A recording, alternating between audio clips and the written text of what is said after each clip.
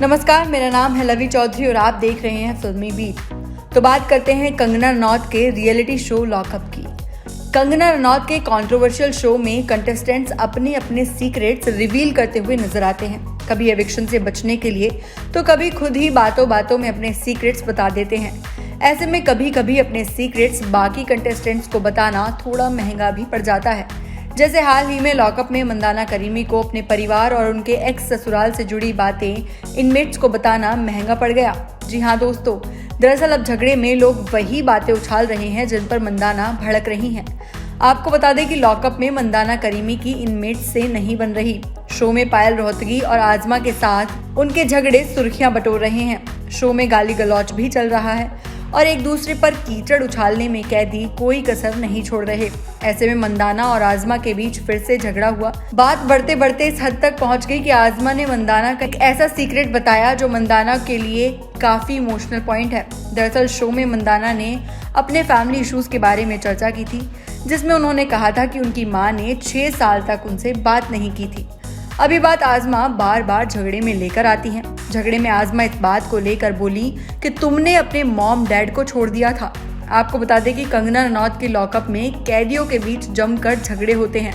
Recent episode में Mandanna creamy पर गाली देने का आरोप भी लगा था और आजमा ने मंदाना के पेरेंट्स के बारे में आपत्तिजनक टिप्पणी की थी। खैर, इस इंसिडेंट के बाद मंदाना सोच रही होंगी कि उनको किसी को ये सीक्रेट बताना ही नहीं चाहिए था, लेकिन अत्याचारी जेल में अत्याचारी खेल बिल्कुल पीक पर है।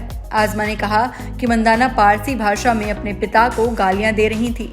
इस पर मंदाना बोलती हैं कि वो कैमरे में देखकर उनसे पारसी भाषा में बात कर रही थी। बस इसी बात के चलते दोनों के बीच तू मैं बढ़ जाती है।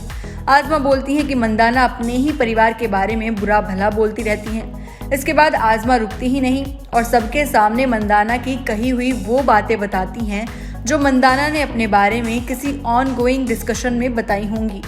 आजमा मंदाना की मां के बारे में बुरा भला कहती हैं और मंदाना के बताए टेबल वाले इंसिडेंट की भी बात करती हैं। कहती हैं कि उनकी मां टेबल पर डांस करती थी। आजमा बोलती हैं कि ये तो अपने माँ बाप को भी नहीं छोड़ती। आजमा की बातें सुनकर मंदाना भड़क जाती हैं और साइशा से बोलती हैं कि आजमा को यहाँ से ले जाओ।